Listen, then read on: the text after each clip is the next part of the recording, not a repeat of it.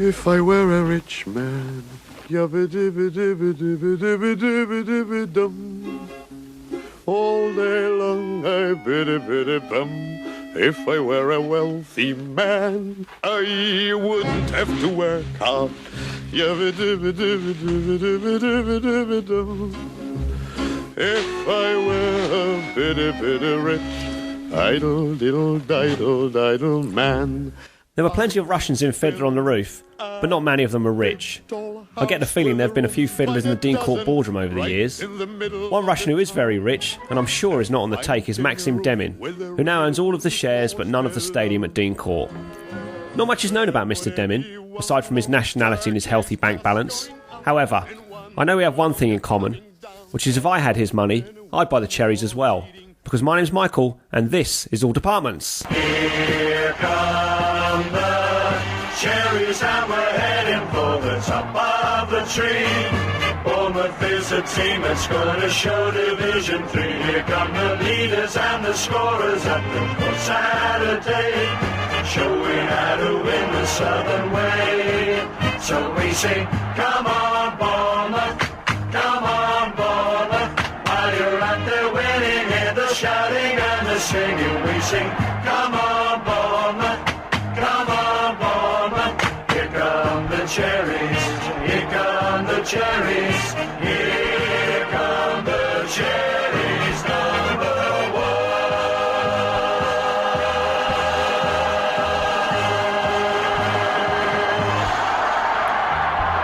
Hello and welcome to episode 8 of All Departments.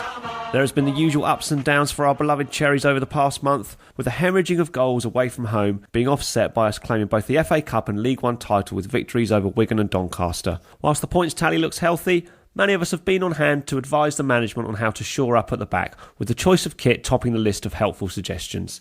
Eager to maintain the long-standing tradition of a high-profile exit from the court on transfer deadline day, Eddie Mitchell has stepped down as chairman, stealing the thunder of Jayden Stockley as he went out on loan to Leyton Orient. Eddie Howe arrived back from a whistle-stop tour of Russia to the announcement that the club will be opening a new Forest Development Centre for 7 to 11-year-olds. And keen to invest any future windfall we may get from the youth set up early, we've signed South African international Kilo Rante for $2.5 million, a record-shattering outlay that may prove to be worth it just so we no longer have to use the phrase, we need to sign a striker.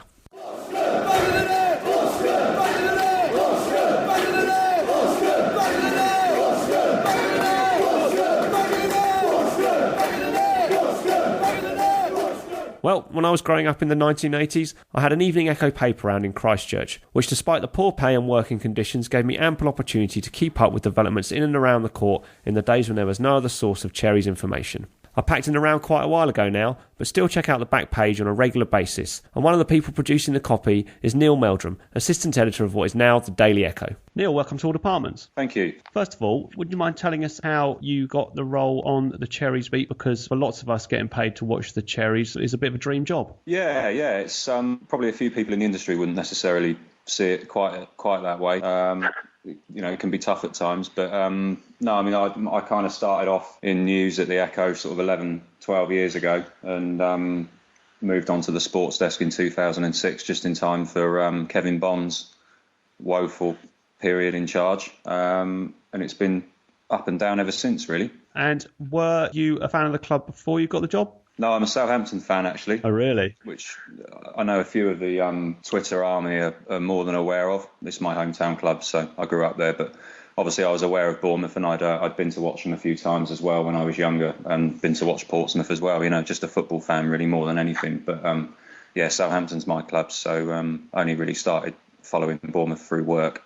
We won't hold it against you. I've got plenty of friends that are Southampton fans. When you started covering the Cherries, were you aware of the role that the Echo had played in the life of the club, particularly up until very recently when the new media started to take over a bit? Because prior to that, for many decades, it was pretty much the only voice in town regarding the club. Was that something you were aware of, that kind of responsibility you were taking on? Yeah, of course. I mean, I think the local paper and the football club and the relationship between the two is important in any town, and so I wasn't hugely surprised to find out that that so many people obviously relied on the Echo's coverage, of the Cherries. It's like you say, it's just changed a lot. 2006 to 2013 where we are now, it's changed massively. It was pretty much only really the paper and a kind of blossoming website in 2006 when I started. Now we do a hell of a lot more, particularly online.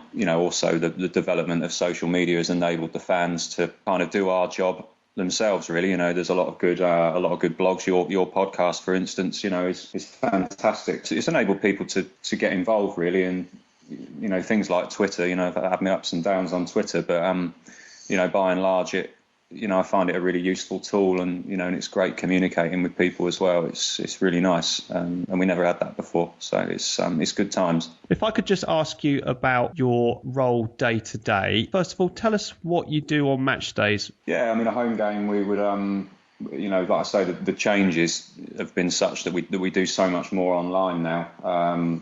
We send 2 reporters to every game, home and away, which we've kind of done on and off, even when since the season when they were in League Two, but particularly obviously now they're in the Championship. So on a match day, we would prep in the morning for the match day live blog that we do. A lot of background on the opposition, the referee, the opposition players, head-to-head kind of stats and things like that. So we do quite a lot of prep for the match day live.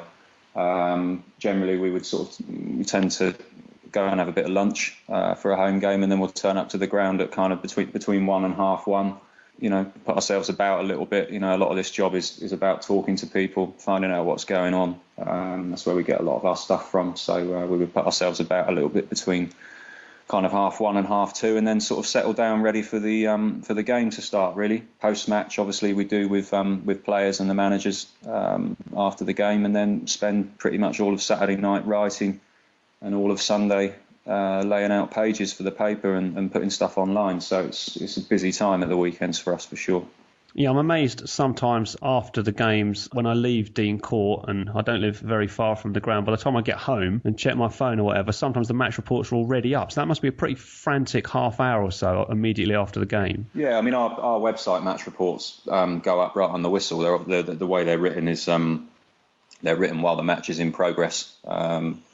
And then they're kind of topped, if you like, with 3 or 4 paragraphs at the end of the match. And then they're read through and uploaded straight away. And the same with the post-match videos. We can have post-match video reaction with Eddie up sort of 10, 15 minutes after he comes out. Obviously, it depends when he comes out, which some recent away games he's taken a little bit longer to come out of the dressing room, as you might expect.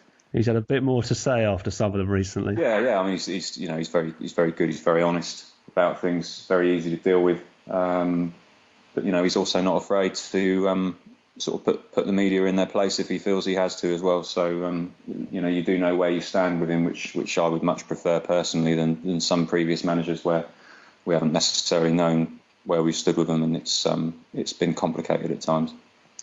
Yeah, what's it like trying to build relationships with the people at the club? Managers come and go, players obviously come and go, and as we've seen recently, owners come and go as well. Yeah, it's been reasonably easy with Eddie, obviously, because many of us, particularly Neil Perrott, has known him for a long time. From when he played for the club, and Neil's known him from when he was sort of in his late teens. So he's got a very good relationship with him. I've had my ups and downs with him, and at times for some of the stuff that's been written. Like I say, he's not afraid to have his say on stuff, and nor should he be. It can be quite difficult to build relationships. Really, we've had sort of good relationships with managers and owners down the years, and we've had volatile relationships with managers and owners down the years as well. Can be a long process, particularly with the manager, building a relationship. Like I say, we're very lucky that Eddie's in charge, and we all know him reasonably well for several years, so it makes it a lot easier. But when Jimmy Quinn came in, for instance, it was quite a tricky process for us to build a relationship with him, and on a kind of personal level, I can't speak for the other guys, but I never really knew where I stood with Jimmy, and obviously it was a difficult period in the club's history, and that probably contributed to some of it as well. But yeah, it can be difficult, but it's something that needs to be done, and it's something that takes time. And it's, from our point of view, it's important to have a good relationship with the manager, but obviously not to a point where if you do need to turn them over at some point in print, you can't be too close to them, because it makes it a lot harder to do that. Do you spend a lot of time at the court during the week, or is it mainly you're in the Echo offices? Yeah, not me personally these days, obviously, because my role's changed slightly at the paper over the last 6 months. But no, we don't spend a huge amount of time there. Particularly now, it's a very different setup there now. It's very professional on the media side, and the way that they deal with the press and the times of day and the times of the week that they deal with the media. You know, it used to be a case of just turn up and get what you needed, go to the training ground or whatever. But it's obviously a lot stricter now. You know, they need to be.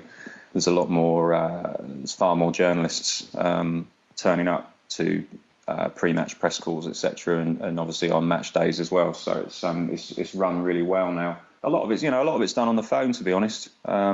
These days, we're probably more sort of office bound these days than we were, because there's fewer of us compared with sort of 10 years ago.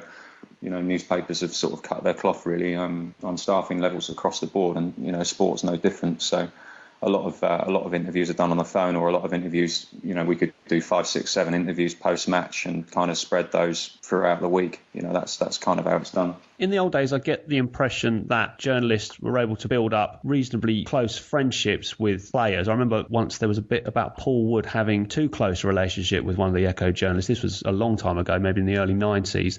I'm guessing that now your access is a little bit more restricted. Yeah, restricted's probably the wrong word, really. I think it's managed like a championship football club, you know, and that's the way it should be, really. I mean, in the past, you know, and I'm not talking that many years ago, you know, sort of the Kevin Bond era, the Sean O'Driscoll era to a certain extent as well, although that was slightly kind of before my time. I sort of started around the time that Sean left.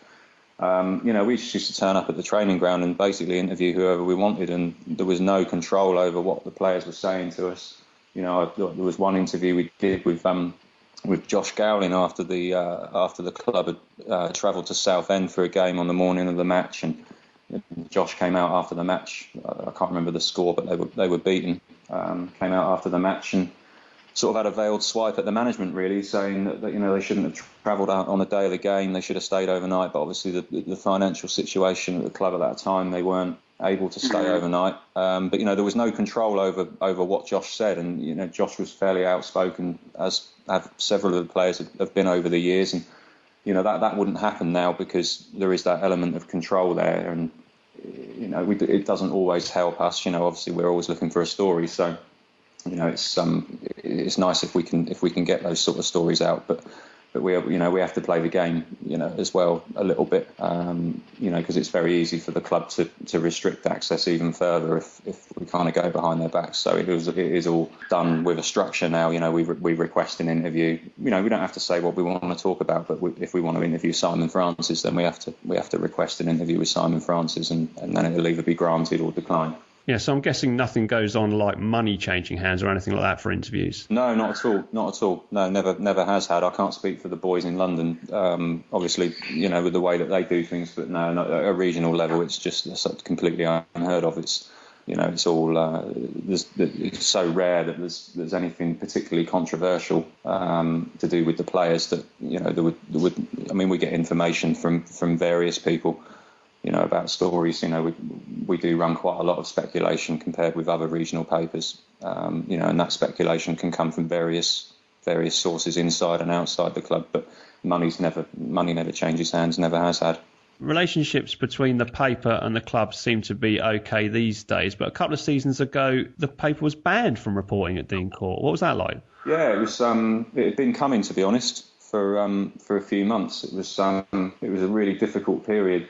You know, we'd run a few stories that they weren't too happy with. There was one about the assistant manager, which actually in hindsight we probably got a little bit too bogged down with, really, because I think looking back on it now, and it is easy in hindsight, but you know, the assistant manager, who the assistant manager is going to be, is not necessarily that much of a big deal, really, looking back. But we kind of made it a reasonably big deal, and we dug a hole for ourselves to a certain extent by trying to find out who it was going to be. You know, that was sort of the straw that broke the camel's, really, with regard to Lee Bradbury and the management at that time, and that kind of kicked things off. And then it was March 2012, I think, when we were informed on the afternoon of a Tuesday night home game against Brentford that we wouldn't be welcome.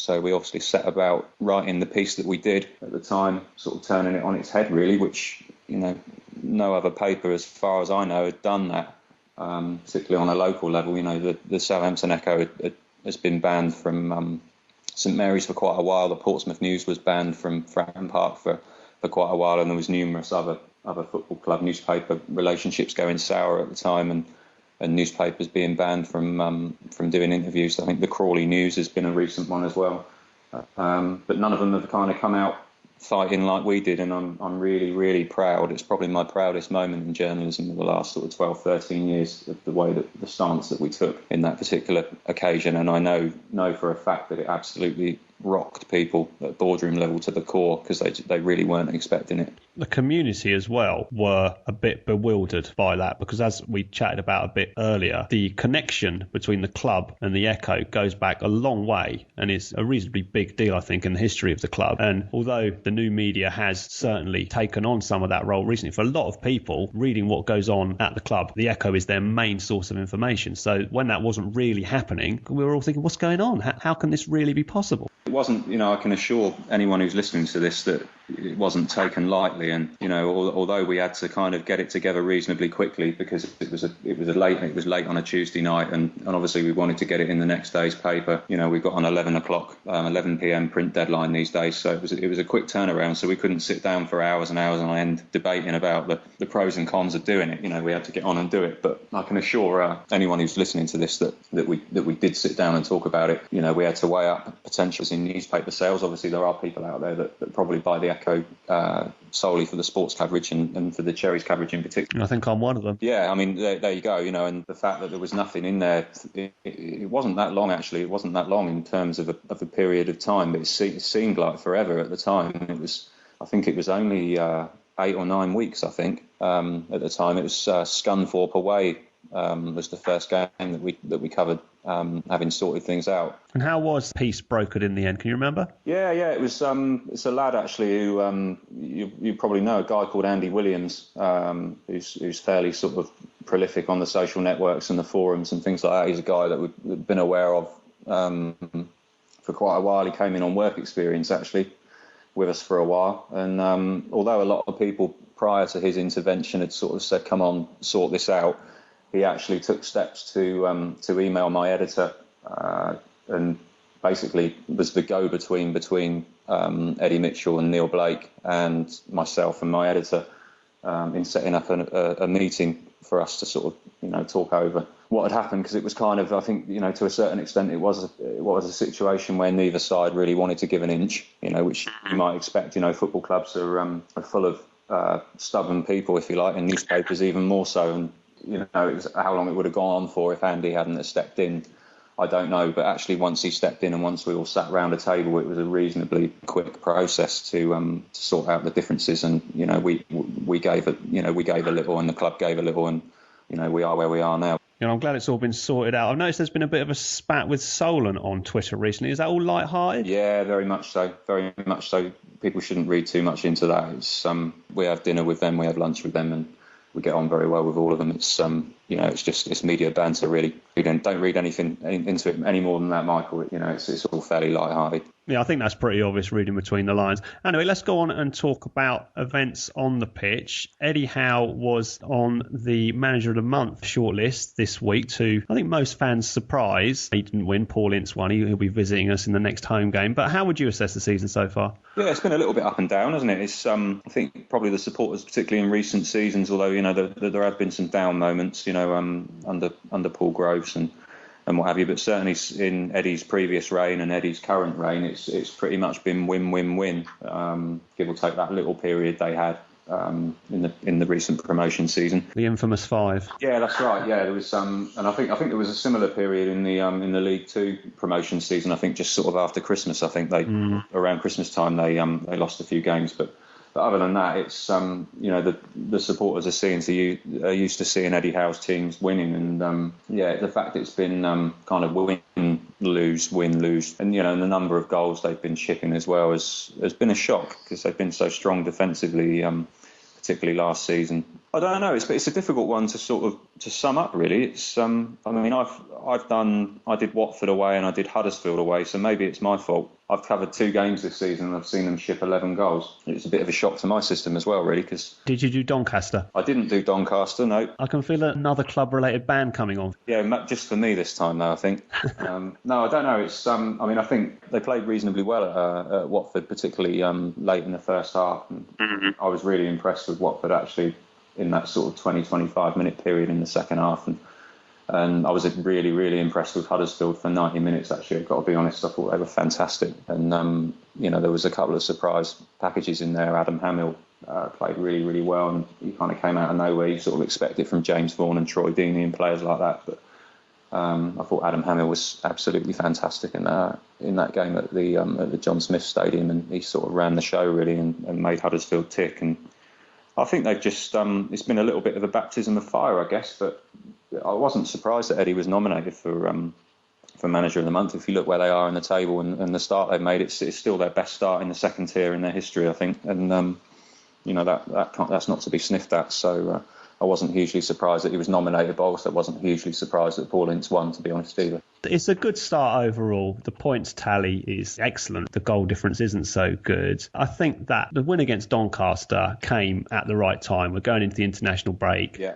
You look at the table, everything looks pretty rosy. I guess my only worry, and probably that of a lot of fans, is we came up with Doncaster last year. It was neck and neck at the end of the season to win the title. Yeah. So you would think there wouldn't be that much between the two teams now, whereas even playing teams like Huddersfield, who narrowly avoided relegation at the end of last season, we've seen the struggle because they've got their championship heads on, and we're still learning about that. I think most supporters, their expectations are fairly sort of realistic, to be honest. I mean, you never know with Bournemouth, do you? They just, it was, even when Eddie came back last season, you sort of thought, well, if they can get in the playoffs, then, it's been a good season, bearing in mind where they were when he took over. But they always surprise you. And, that's one thing I've found since I've been covering the club. They've always surprised me, apart from that one season, at the end of the previous season, where they kind of fell away from the playoffs and ended up mid-table. That's pretty much been the only season since I've been covering the club where they haven't been in the mix at one end or the other of any particular division,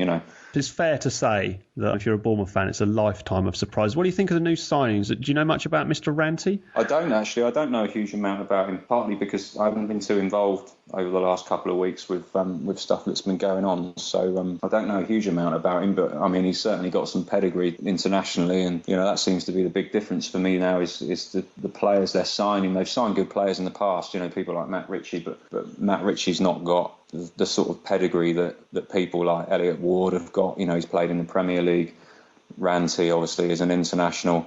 They seem to have stepped up their game with the standard of players that they're bringing in, and that's been the biggest thing for me this season. But no, I think good things are expected from him. Obviously, I know he's powerful. He's got real pace.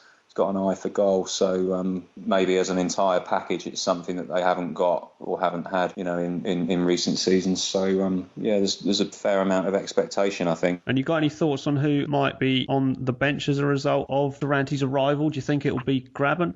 Eddie likes Lewis Graben. He's another one who's under Paul Groves. He looked really quite average, and as soon as Eddie came in, he's just been absolutely superb, I think, and he's proved a lot of people wrong, and I'm really pleased for him as well because he's a lovely lad, and he's got his feet on the ground and he's got his head switched on as well, and he wants to do well, and I think he's made a really fantastic start to his career at Dean Court. But yeah, I mean somebody's got to make way potentially, I suppose, and I mean it has been Brett has sort of been making way so far this season, although he's played the last couple.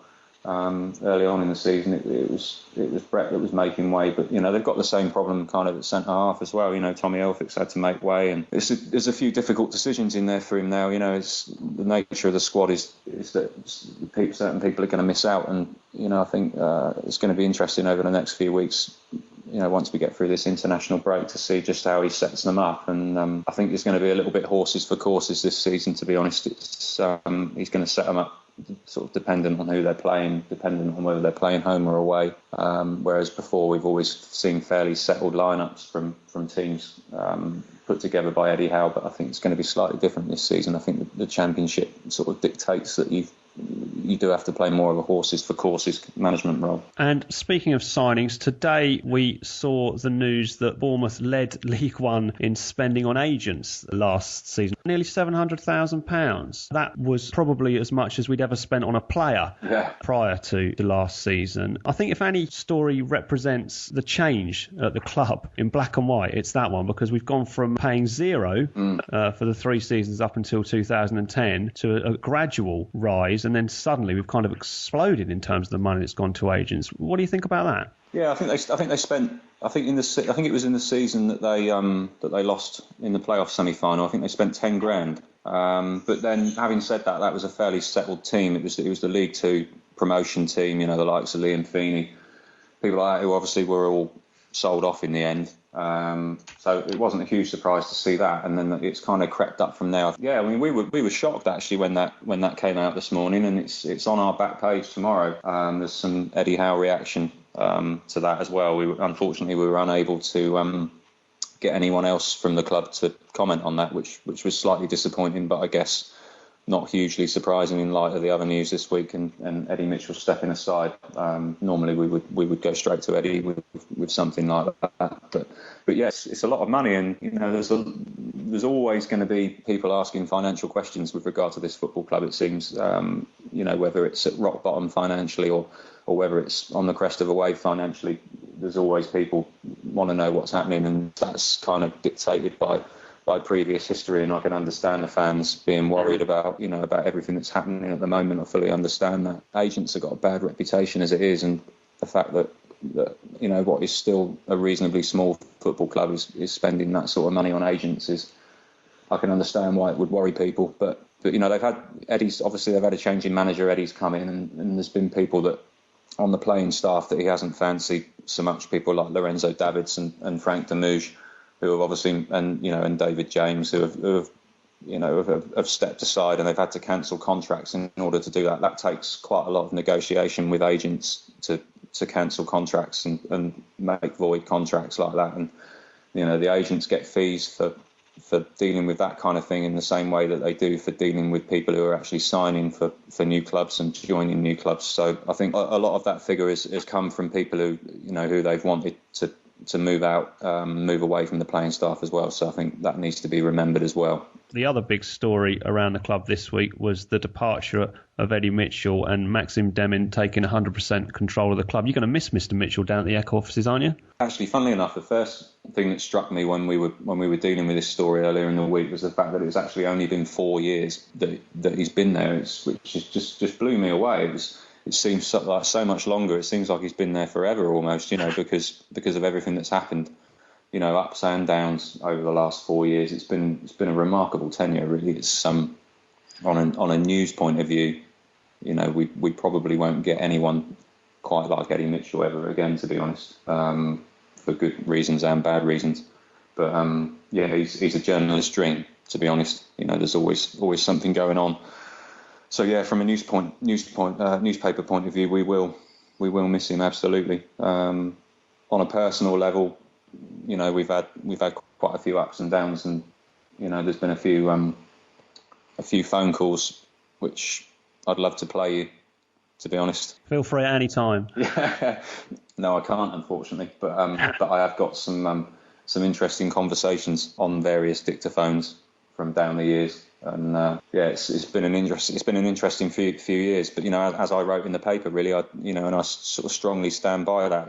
I don't think you can't really question what he's achieved too much. And he's had his ups and downs, and I don't agree with everything that he's done. I was really critical at the time of after the Chesterfield game when he came on the pitch. I just thought that was a really, really bad error of judgment, and still think that now, and deep down I think he probably knows that, although he'd never admit it. But but away from all that, the club now is just totally different. I drove my dad past the ground on the Saturday of the air show, trying to take a diversion down to Boscombe Beach, and he didn't recognise the place, from when he'd sort of previously been there in the late 90s. Was the last time he visited, being a Saints fan himself. And he was amazed. He couldn't believe it. He couldn't believe it from the Dust Bowl that he remembered, and obviously the ground's turned around since then as well. And it just looks so good, and they are where they are. His impact will be remembered probably more than any previous chairman. I can't think of anyone else who even comes close to him in terms of his public profile, the things that he did at the club, the things that have happened around the club since he arrived. Obviously, he's made one or two public gaffes. I've always found those reasonably amusing. I think that there's a bit too much hysterical reaction around that kind of thing. It doesn't really bother me that much. And I'll overall definitely miss him. And one thing I'll miss will be that he was a genuine local. The way a lot of football clubs are going now, they're coming out of the hands of the local people and even out of the country, which is what's happened to us now. How many times have you tried to get an interview with Maxim Demmin? I bet it's quite a few. Yeah, we've been pushing for it ever since he came in, and it's never happened. I mean, it's not a kind of anti newspaper thing or an anti radio thing or anything like that. He's never actually done anything with the club media people either. On the club website or anything like that. It's just his way. He likes to keep a low profile, and I haven't got a problem with that. I think there's people out there that should keep a low profile that don't in many walks of life, and I haven't got a massive problem with that. One thing I have got a little bit of a problem with is the fact that the club doesn't appear to have any kind of front man now, and you said it yourself. Regardless of the slight misdemeanours that Eddie kind of found himself involved in over the last 4 years, he was a face of the club and put the club out there, and they do need somebody to do that. They need a front man, whether they're going to, whether it's a chairman or, some kind of other title for somebody to do that. But I mean, for me, the ideal person for that would be Jeff Mostyn, and we've had a rocky relationship with Jeff Mostyn and Steve Sly down the years. Don't get me wrong, but Jeff is a fantastic face for the club. He's a hospitable guy. They use him for a lot of that anyway, in the boardroom, welcoming the directors and the people from the board from visiting clubs, and he's fantastic at that. He's kind of the glad hander, if you like, and he makes people feel welcome. He makes people feel at ease, and he's a very, very funny guy. Yeah, I think if the club aren't planning on doing anything like that, like having a figurehead, a spokesman at the moment, I would imagine that a bit further down the line it will probably become something that will be inevitable, because they will need somebody. It can't just be Eddie Howe being the only voice we hear, because he's involved with the team and the games, but there's a lot more going on that people want to hear about. Yeah, I mean, it's always the way. I mean, it's more so with Bournemouth than any other club I've known, to be honest. I mean, it's we get almost an even split of our copy is kind of coming from boardroom level and stuff that's going on off the pitch, as much as it is for stuff that's going on the pitch, and you just don't get that with other clubs. It's a really unique sort of thing, and it's not always good news, granted, but they will need someone. I mean, we're kind of in a position at the moment from a journalistic perspective is that we don't really know who to go to, and it's obviously early days, but hopefully they're going to put somebody in place to be a spokesperson. They've got a fantastic media team at the club now with Max Kelly and Alex, and they do a great job. But you can go to them for certain things, but there are certain things that you need to go higher up, as with any business, and as we haven't got a phone number for Maxim Demmin, then it's sort of who do we go to, and I do hope at some point that somebody's going to be put in place for that. And from a PR point of view for the club as well, they do need a good, strong-willed and friendly face. And finally, Neil, looking ahead, do you think that the future's going to be rosy for the club, or do you think that maybe we could reach a certain level and then start to tumble down to maybe where we were before in terms of our position in the league and also our financial position? Well, obviously I hope not. Like a lot of people, I haven't been sort of privy or around long enough to witness some of the kind of low points that have gone before. But obviously I remember being at Carlisle that day when they were relegated for League One, and it kind of went a little bit downhill from there. And they came so close to crashing out of the league, and it doesn't bear thinking about really if they hadn't stayed up that Great Escape season with the -17, you sort of dread to think where they'd be now, really. And the turnaround is absolutely remarkable, and people should enjoy it. There's a lot of people who sort of enjoy the ride, and you know, a lot of people have been critical about that sort of saying, but, you know, I think life's too short, and, you know, you do need to enjoy it. And when you've been through as much as Bournemouth fans have been through that's not so great down the years, then, you know, they should enjoy it. You know, they've got Middlesbrough away in a few weeks. You know, they're going to all these fantastic stadiums, these massive clubs, and it's so exciting. It's exciting for everybody. It's exciting for us. It's exciting for the fans and everyone involved in the club, and they should enjoy it. But, you know, you've also got to be wary of where they are. And once you start mixing it with big players and big wages and everything that goes with it, you know, there are those financial worries, you know, and we know that as well as the next person. And, you know, you do have to be wary, I suppose. But, you know, I'm on a personal level, I'm very much a live for now person. And, you know, I think people should try and put that just slightly to one side and, you know, and enjoy the experience, because you don't know how long it's going to last. And, you know, bearing in mind where they've been before, you know, you don't know where they're going to end up. So it's I suppose it's a balancing act, really, is what I'm saying. I know that's a little bit of an on the fence comment, but, you know, trying to sort of balance up a little bit of concern and a little bit of worry with actually just letting your hair down and enjoying the fact that they are where they are now, and it's where they wanted to be. And, you know, it's exciting times, and, you know, long may it continue. No, I think you're absolutely right. When we got relegated all those years ago in that game against Leeds United in 1990, we'd been in the division for 3 seasons. I was quite young then. I guess I just thought, wow, we'll be back. Well, we are back, but quite a few years have gone by and a lot of water under the bridge since then. So I think we should make the most of it while we can, because who knows how long it's going to last. Anyway, thanks for coming on the show. Thanks for sparing the time, Neil, and hopefully we'll hear from you later on in the season. Cheers, mate. Bye. Oh, timey kangaroo down, sport. Timey kangaroo down. Timey kangaroo down, sport. Timey kangaroo down. This audio clip by the Brothers 4 is the music we've been using for our new post-match podcast, Kangaroo Court. If you haven't heard it yet, it's virtually unedited in the interest of expedient release, which may have led to varying degrees of sound quality, but needless to say, it's always good to hear Cherries fans' thoughts on our recent games. You can listen to Kangaroo Court by visiting the All Departments website at www.alldepartments.wordpress.com. And if you want to come on and say your piece after one of the games, get in touch by emailing alldepartmentspodcast@gmail.com, or you can find us on Twitter at alldepartments. That's about it for now. Thanks again to Neil for coming on the show.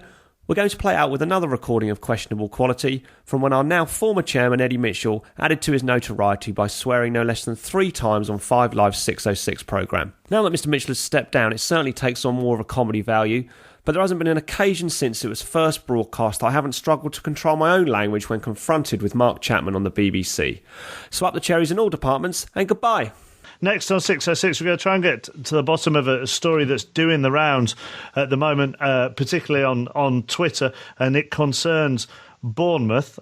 We can talk to their chairman, Eddie Mitchell, now live on 606. Evening, Eddie. Hi. Evening. So there's a rumour going round that apparently the wife of the Russian owner of the club now, the billionaire who took or bought half the shares in October 2011, that his wife gave a team talk at half-time. Well, I don't know where you get your information from, but first and foremost, my partner, his 50-50 partner, his wife came to the ground today to watch the game. She's a very passionate person. She's not very football intelligent, but she watched the first half and asked me if she could come and watch the players come into the tunnel and wish them all the best. And they came into the tunnel, but obviously we were 1-0 down at half-time, and they were a bit... And I don't fully understand that.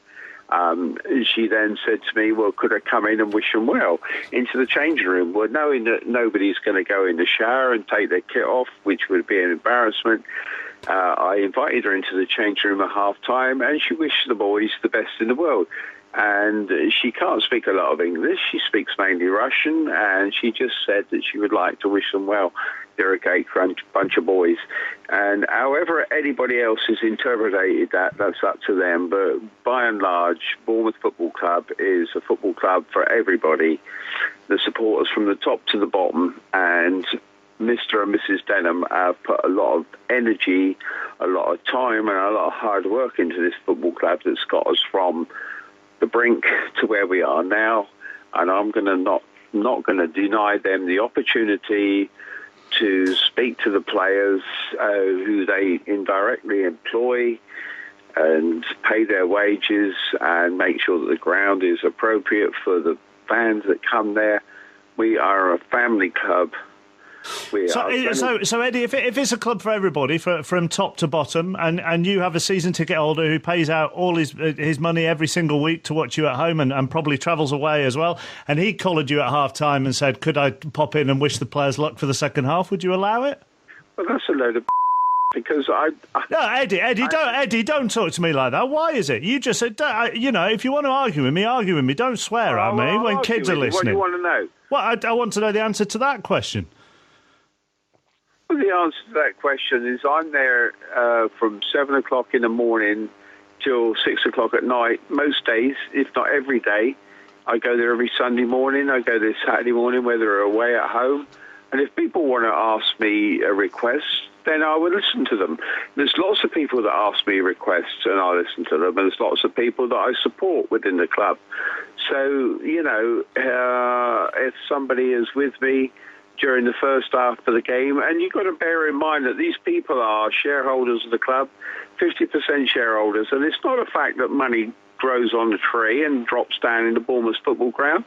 When I took charge of this club, we were on the brink of going out of existence, and I've managed to talk to people, to get people to believe in myself, believe in the fans, believe in the football club, and we are united in one way, and we all have the freedom to express our opinions. Do you have the final say then on who goes in the dressing room rather than the manager? No, don't try to twist things. Don't try to twist things. I'm just telling you exactly how it is. And if you don't want to talk to me about it or believe what I'm saying, but we've got a fan who's got 44 on the back of his shirt, and he goes to every away game, and I noticed that. And 3 weeks ago, he came into the boardroom with his 44 shirt on the back. We are a family club, but we believe in expressing our gratitude to everybody who's got a penny or a pound to spend on this club and to wish it well.